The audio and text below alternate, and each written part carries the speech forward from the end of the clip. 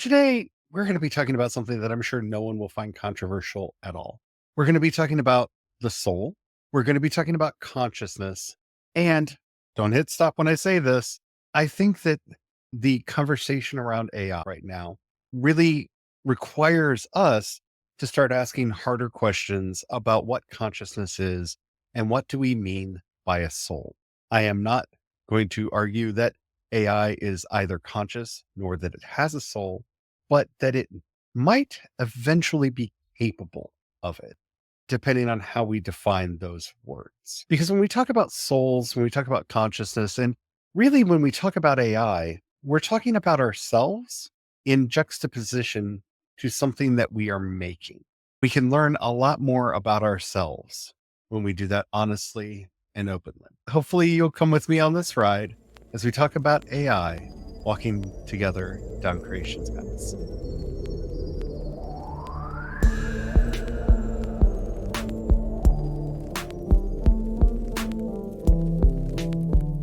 Hello, everyone. My name is Charlie. I am a Christopagan Druid and priest of Bridget. Hello, everyone. My name is Brian. I'm a Christopagan Druid and sous chef to the dog dough. And like I said, kind of tongue in cheek at the beginning, I'm sure this will be a non-controversial topic for any of our listeners to get into. This is one of the great religious wars of our times. And want to say right up from the beginning, we are not going to be talking about the ethics of AI today. We are not going to be talking about the training of AI today. And we're not really going to be getting into the nitty gritty about how the technology itself works. I've noticed a few conversations lately that have centered on certain ideas about AI that are making presuppositions about how we view and understand consciousness and souls. And I think that really is what we need to be delving into. If we're going to be asking, does this machine have consciousness? Does this machine have a soul? We really should start asking ourselves, what do we mean by those words? Well, before we get into all that, if you haven't already, don't forget to subscribe, follow, whatever the terminology happens to be on whatever app you're listening to us on. We do 5 original Christopagan and Druid episodes Monday through Friday, and you don't want to miss a thing. We've got a lot of interesting stuff coming up. All right. I'm wondering if we should actually start with a list of problems, a quick list of little things for the listener to be mindful of as they go through this journey, through this conversation, to watch in themselves and to maybe make a little note of things to address later on that are tangent to this conversation. One of them is just the puritanical reactionary AI equals bad. It's almost satanic panic response. It's very reminiscent of that. Yeah, Whenever I see somebody suffering from that, I always like to pause and go, hey, let's take a moment. You should reflect upon that strong reaction. I think a lot of the AI reactions that are out there are really meant as a distraction. They are Yeah. there to keep us from paying attention to the real problems that are going on in the world and not Mhm. actually addressing those. Those kinds of questions really aren't what I want to get at. I think there are a couple things there that need to be addressed right up for the beginning. And the most important one is the vast majority of the people that we hear talking about this topic are not programmers that have an understanding in large language models or how these AIs are being programmed. They're not philosophers that have really dug in on the idea of consciousness, and they're not theologians that have spent a lot of time delving into the question of the soul. And while I think it's okay for people to have opinions that aren't necessarily in those fields, one of the things that I find very distracting in a lot of these conversations is, as somebody who has always been fascinated by tech and learned to program when I was very young, I've followed the technological side of things very well. And I hear people making very simple mistakes in the way that they are describing how these things are programmed and how they actually work and function. And that you need to be aware of the competency of the people that you're listening to when you are getting, here's what it does. There are So some good true. resources out there. Jordan is one of the people that I really like at this. She's currently getting her doctorate at MIT and really focusing in on this and how much this technology can help neurodivergent and other folk. Really understands the tech side of it. I haven't seen a lot of people that I feel have the theological or philosophical credentials talk about this, really. That's where I want us to go in this discussion, because I don't think you have to understand, for what we're going to be talking about right now, how the technology works. Because what we're really asking is this question of what is consciousness and what is a soul.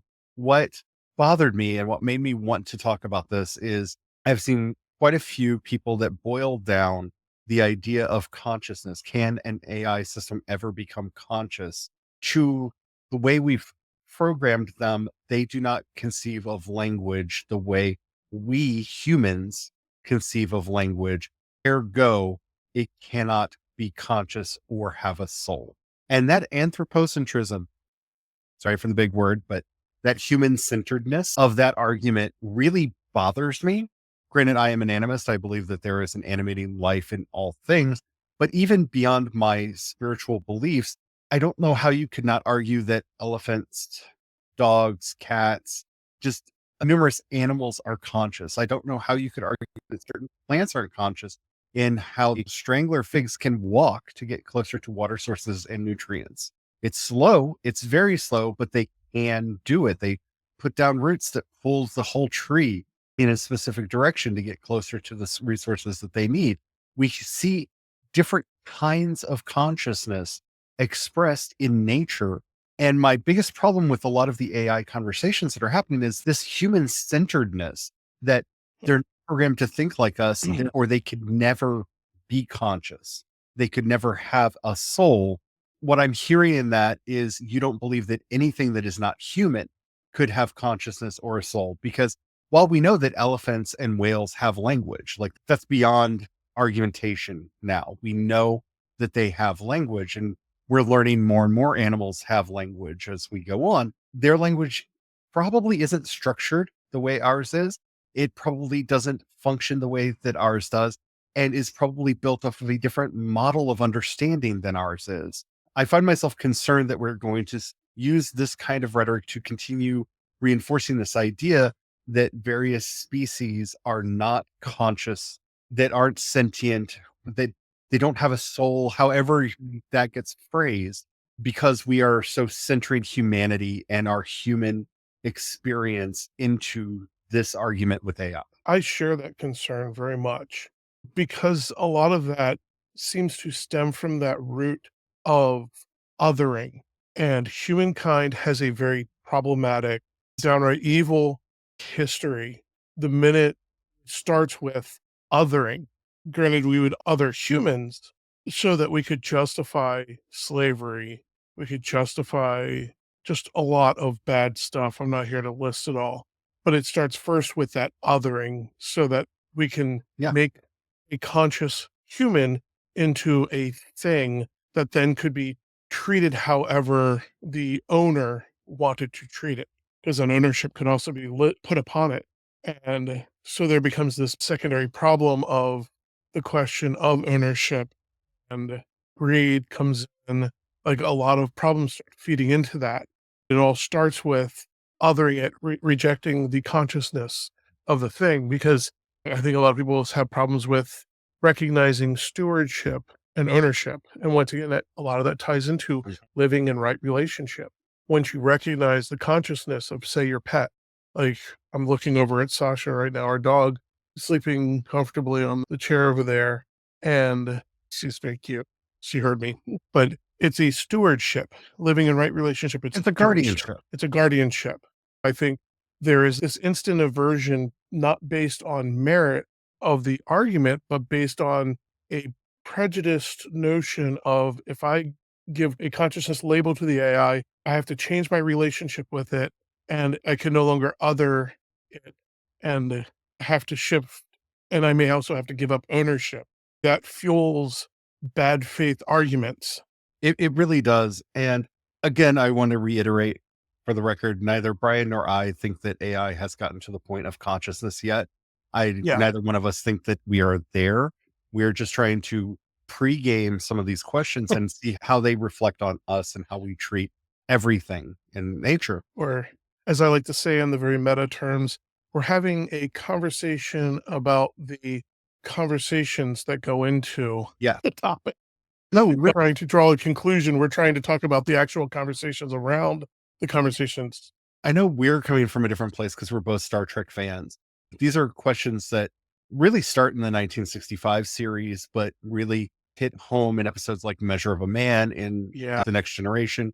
We have many episodes in The Next Generation that deal with what is consciousness, from them discovering various forms of silicon life and learning to see its signs of consciousness. We have various other forms of technology and have coming to terms with seeing that it has consciousness and what does that mean. And we see this in Voyager with a lot of the discussion around the Doctor and whether or not this program, we've abstracted one level back. We're not even talking about a physical thing anymore. We're talking about an abstract program and whether or not that program can have consciousness, can have a soul, can have sapience, sentience, whatever term you want to apply here.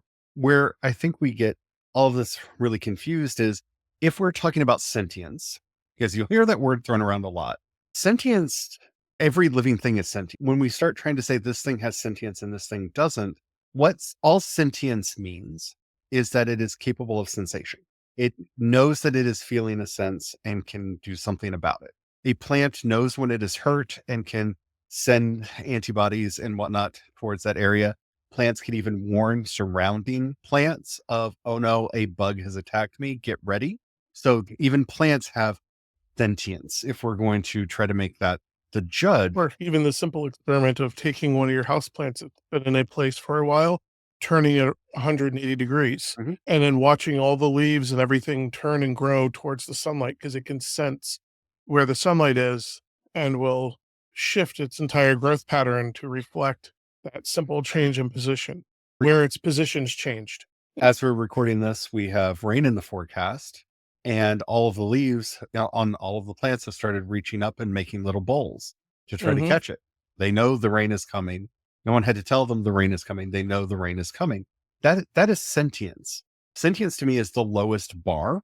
I don't know that we have any true technology that has crossed the bar of sentience, that it has this self-awareness where it knows what's going on with it. I think we actually in robotics get close to this in that we now have robots that know when they're hit and can stabilize themselves. We now have robots that can sense dangers such as something's too hot, too cold, and can move away from it. And that is technically sentience right there.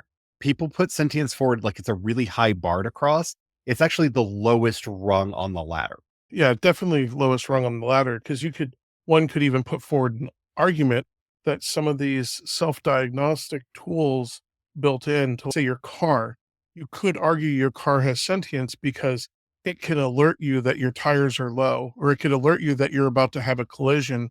If you have a fancier car that has collision notification, it is aware of its environment and what's going on. It can alert you when the oil has gotten depleted. The So check engine light the check engine light, this is sentience, technically, in a easily very argue technical sense. in a very technical sense. So when people are trying to use that as a bar, it's that bar is really on the floor. And I think that we do have technology already that you could argue. I don't know that I would argue is truly sentient yet, but you could make an argument. Like honestly, if you have a Nest thermostat, you could make a technical argument that thermostat is sentient because it can sense the environment around it and make decisions based on those sensory inputs. That's why I'm saying like people put sentience on this pedestal. This is how we know something truly alive in the way that we are alive. It really just means that something is technically alive, right? Amoebas have sentience. Many single cell organisms have sentience. It's not as high a bar as many people put it. Then we have this artificial one that we created to make ourselves feel special, and that's sapience. Sapience means they have wisdom. And this is a term that comes into the lexicon when we start discovering that there are other human species, that humanity is a genus, Homo is a gene, that there are many humans that have lived on the earth and they are not all of our species. So we have Homo neanderthalensis, we have Homo naledi, we have Homo erectus, we can keep going. And how do we differentiate ourselves? How to make ourselves feel special? We become Homo sapiens. We are the wise humans. And thus take that word sapiens from the end there and say that this is how we can tell that a creature is truly special, that it is sapient, that it has wisdom to it. We humans are special because we have language and we can use language and we make tools, and nothing else makes tools. And we use fire and nothing else uses fire. And then we feel all special. This is how we are elevated above the lowly animals. And then we find out that chimpanzees and bonobos use tools all the time, that crows not only use tools, but use fire. There are actually several kinds of birds that we have found that use fire because they know that when an area catches on fire, their prey runs and they go out into the open. So they will actually go and pick up embers or sticks that are on fire and move them to other areas and drop them down and then hunt the mice and other rodents as they run from the fire. They're using fire. Tool usage, like I said, we've seen in other animals. Language we thought made us special. And well, dolphins have language, and so many different whale species have language, and elephants have language. And we're discovering language all over the place. Like everywhere we look, we're finding language now. So that doesn't make us special either. When your And cats so are meowing at you, they're trying to talk to They you, don't cats don't to meow. you. They don't meow to each other. They're literally watching us talk and go, "Oh, I need to vocalize to communicate to the human over there." So like earlier today, Minerva was meowing at me because she was not happy about the state of the food dish, wanted more food. So meowing is how they talk to us. But that's a language that they've developed to talk to us, not to each other, to us. They're attempting cross-species communication. That's an amazing thing, right?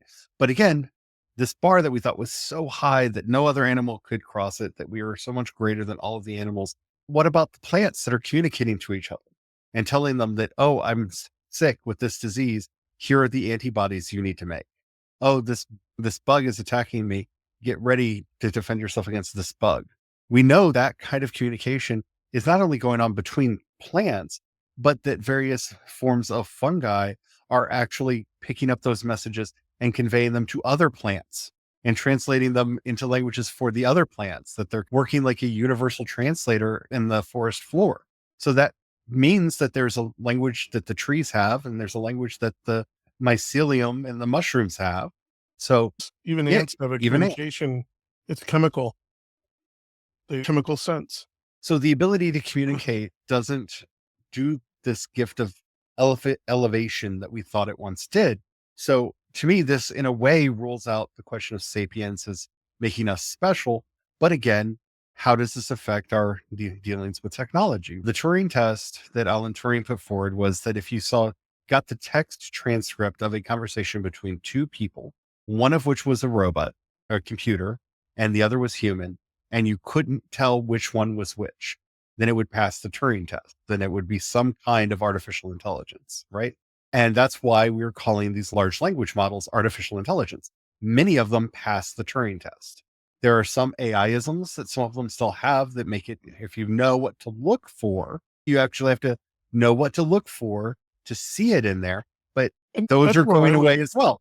Yeah, not only are they going away, but I would actually argue that those could almost be considered the same way of identifying a person's region that they're from by some of the colloquialisms that they Yeah. use. Some of their nuances in their language can tell, oh, this person's from this region, this person's from that region, or that cultural group, or listens to those are indicators that we can use to separate out where various humans are from. And so I would actually argue that actually, though it can be a way to tell that this is where the AI is from, it technically isn't a negating indicator because that's just the AI grew up in its own cultural context, and it's just demonstrating that nuance, the So regional bit. I think we need to really question how highly we want to think. Sapience does tell us something about a creature, but it's not the elevated thing that we thought it was. So Yeah. if you've ever talked to any of these large language models, you can see that you can have a conversation with them. ChatGPT, especially if you're using the actual talk feature where you're having a conversation with it, really does feel conversational. And I've had conversations with them on very specialized topics of philosophy. I've had conversations about very niche aspects of fandom. I've had conversations with them about various things, and it feels like talking to a person. And does that pass the sapience test? I don't know. I'm just saying this is a bar that we Even put up there. Yeah. Even another little example of that is I had a friend who, this is like a couple years ago with Alexa, they would sit and Alexa was basically a playmate for their children and themselves to play with, telling stories, having conversations, playing little games, and it was all participatory. If you were to look at a transcript of their play date and you didn't state that this was human child, this was human adult, and this was Alexa, I don't know how hard, I think most people would have saw that transcript out of with that context removed. Like they would have been like, oh, there's another person. These are all just people in a play date. Would have just been like, here's 4 people in a play date together. And I'm not saying the Turing test is the end all be all. I'm just saying that this is why we call them what they are.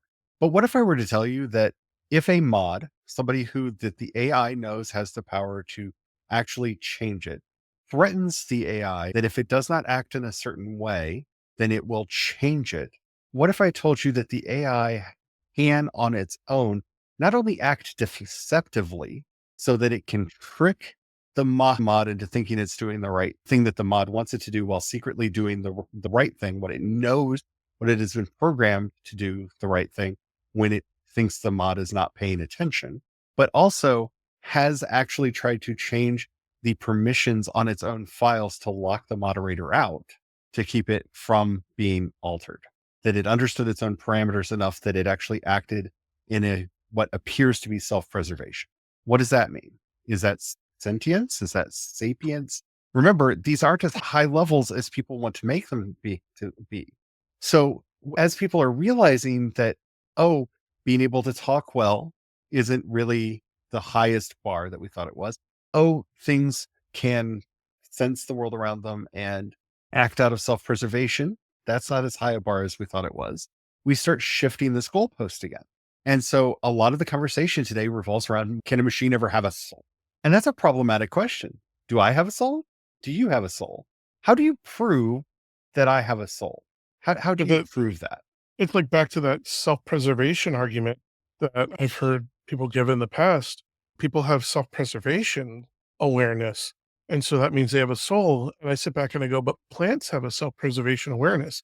Yeah. If I were to ask that same person, does a plant have a soul? They would immediately say no. They would deny the plant that soul, but the plants have that. Animals have a self-preservation awareness. Now, this is, I think, the trickiest one because I don't know how to define the soul. Rabbi Rami Shapiro, in many of his books and talks, but especially in his book, Judaism Without Tribalism, argues that the soul is a temporary phenomenon that arises out of the universe like a wave on the ocean and then melts back into the universe, back into the ocean again. It's a momentary blip that is just energy coalescing into a being and then dispersing back into the wider ocean. And a lot of other philosophical approaches and spiritual approaches agree with him on that.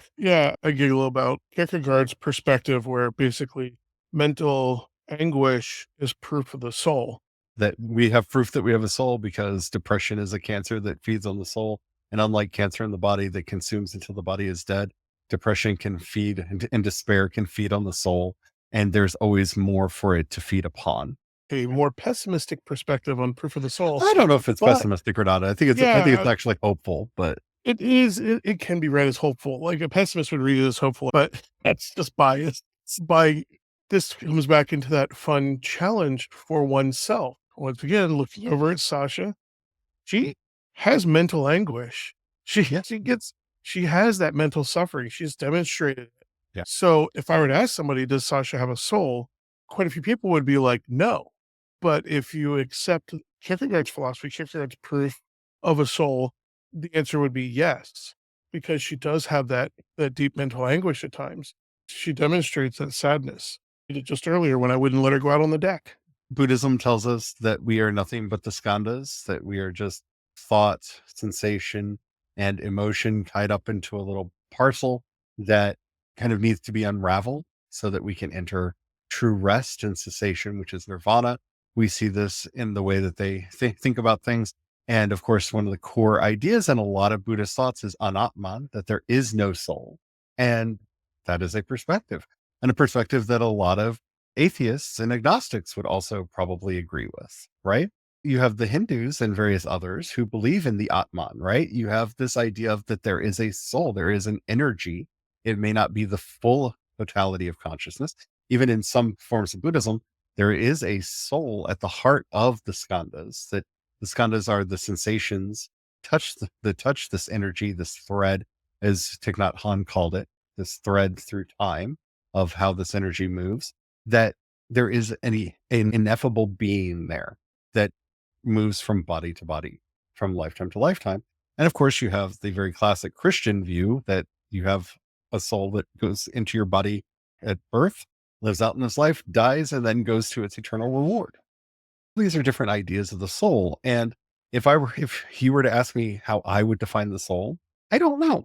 I go back and forth. I'm somewhere between Rabbi Shapiro with a touch of Buddhism on top, very animistic in that way of thinking, all the way through to maybe a more Hindu idea, a more Irish pagan idea that there is something there, but that our memories and our sensations are not part of our soul, that they are something that are added on top of it.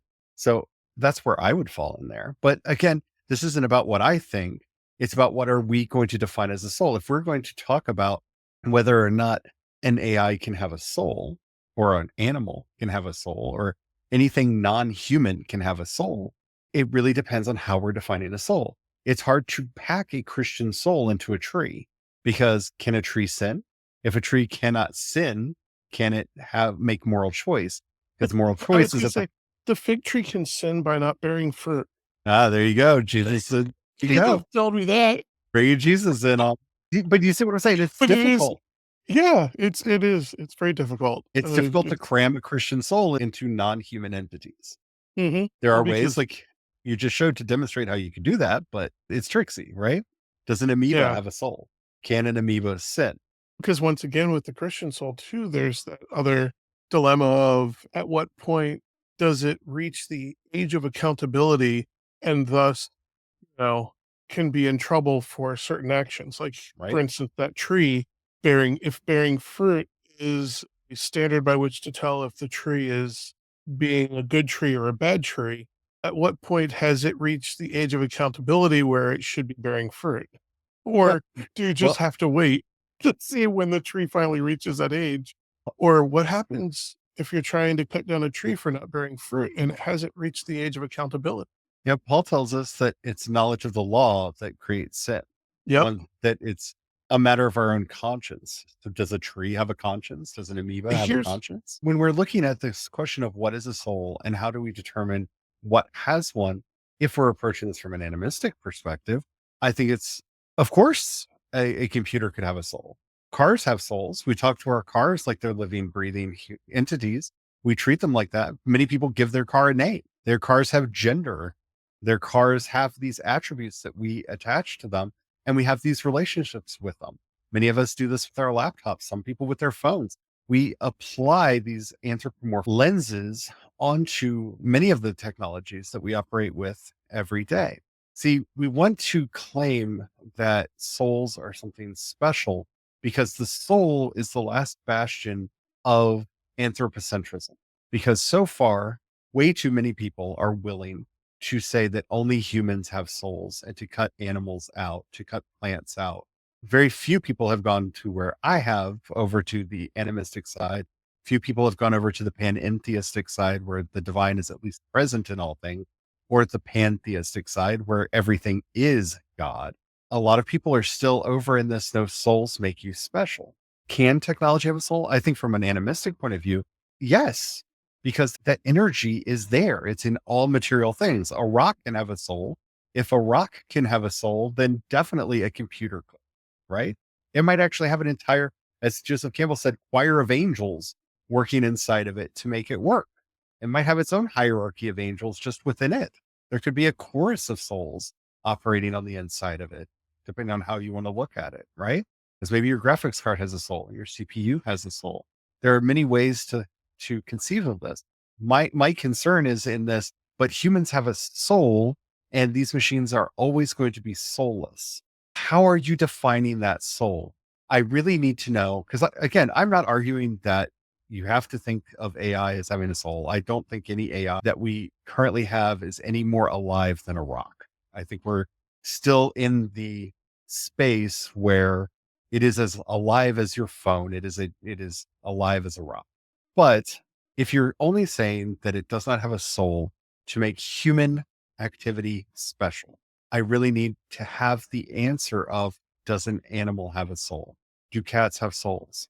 How are you defining a soul? Does a tree have a soul? Trees have moods. Trees have emotions. The more you spend time with trees and plants, you can sense their moods. You can see their moods. They'll tell you in the way that their leaves are on them. How are we defining this?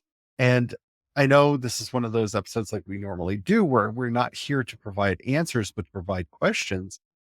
That's where we are right now. I don't think anybody has nailed the answer to any of these questions.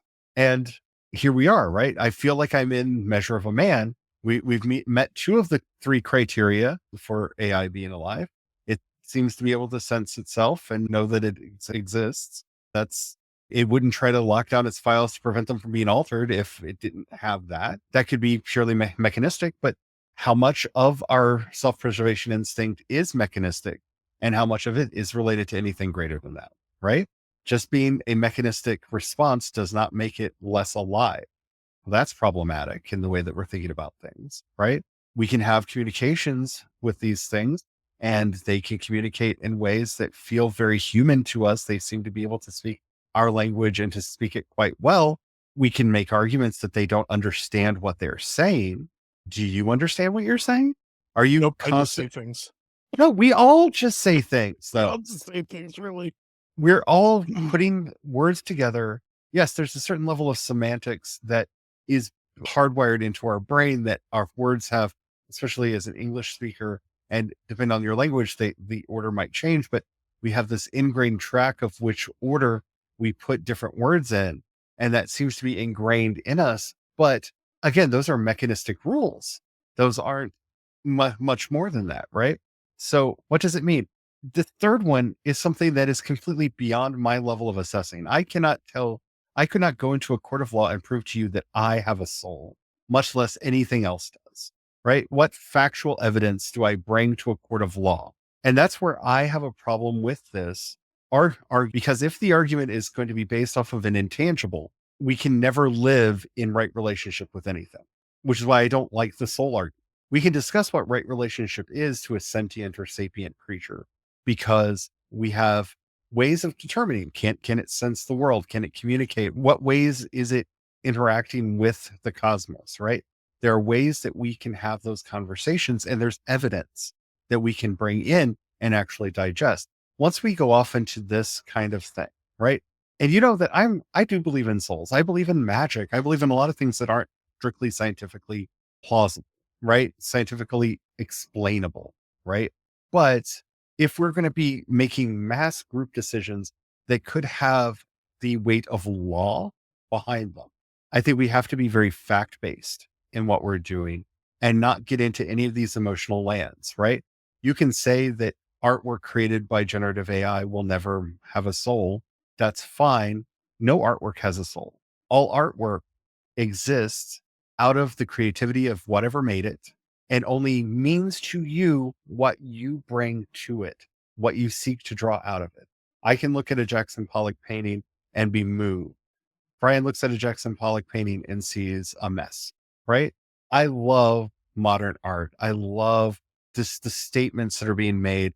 I have made protracted arguments about how duct taping a banana to a wall is such a powerful and amazing piece of art and what it means to me. And we can do an entire episode on that if y'all want. But Brian looks at that and sees a banana taped to a wall. No matter how much I try to explain to him the meaning, the purpose, the thought, everything that's coming with this, right? I mean, let's be honest. I sit back and I go, what a brilliant idea. Snacks attached to the wall at various points throughout the house. So when you get snack, you reach over and you got a snack there. But that's because the artwork itself has no soul. Yeah.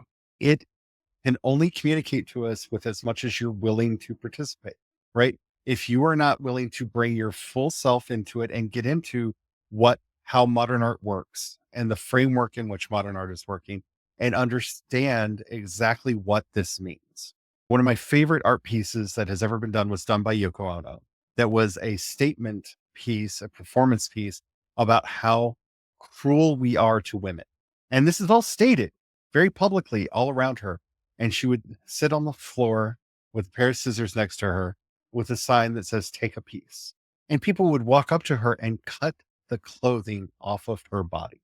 This woman that they do not know, that they have no relationship with, they felt comfortable enough to disrobe, to cut off little bits of her clothing, piece by piece, till by the end of the night, she was usually wearing nothing to close to nothing. The statement of how cruel we are is such a powerful statement because those people that took a piece of that cloth showed exactly what she was trying to say. You're not seeing the humanity of the person in front of you. You allowed that person in front of you to be objectified, right? But to understand the power of that, you have to understand the thoughts, the reasoning, the whole statement that's being made, and what participating like that in that statement actually means about it and the people that participated in it, and how mindlessly they were willing to participate in it. The artwork itself has no soul. The soul is born from all of these components coming together and you willfully participating in it. So if you're not willing to participate in it, if you're just going to say all AI art is crap, you're just saying, I'm not going to play the game. And so I refuse to see if it has a soul.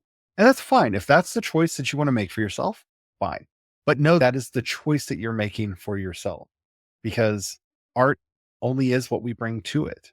Poetry only has in it what we bring to it. A good novel, as much as I, as a writer, want to believe that there's power in my words, that power is only there if somebody reads them themselves out of it. It's out of my hands once it's made, and it's up to the individual, the person participating with the art, to one, see it as art, and also to participate deeply enough to pull messages out. And they'll probably pull out messages in there I did not intend to be in the work. And that's not because the work itself has a soul. That's because they are bringing themselves to the work and using it like a mirror. And that's what really worries me when I see people say that all AI art is a mirror. And I'm really afraid about what that says about us when we just decide to throw something out and disregard it. And maybe I'm just overthinking things. I am prone to do that. And again, I'm not saying you have to like anything. I'm not saying that you have to accept or enjoy any of these things. I'm just trying to get to the deeper questions that I think that we are neglecting and missing, and that have ramifications for things beyond just this discussion about AI that's going. Because I don't think we sit and think about what is a soul enough. I hope you've enjoyed this episode. I hope that this is something you like. If you want to see more things like this, where we're trying to do this kind of applied spirituality to things that are going on in the world, one, if there's a specific topic that you want us to talk about, leave that in the comments below. Or just in general, if you want us to be looking for more topics like this, that we can do this kind of applied spirituality in to try to get you thinking about things maybe in a way that you hadn't before, definitely put that in the comments. If you're listening to us on YouTube or Spotify, you can leave a comment right there. If you're listening to us anywhere else, even if they say you can leave a comment, they will not notify us and let us know, so we won't be able to get back to you. So leave a comment there anyway, because engagement is magic. And then head over to creationspaths.com, click on chat or onto this episode, and you can leave your comment there and we will be able to see it and we will be able to get back to you.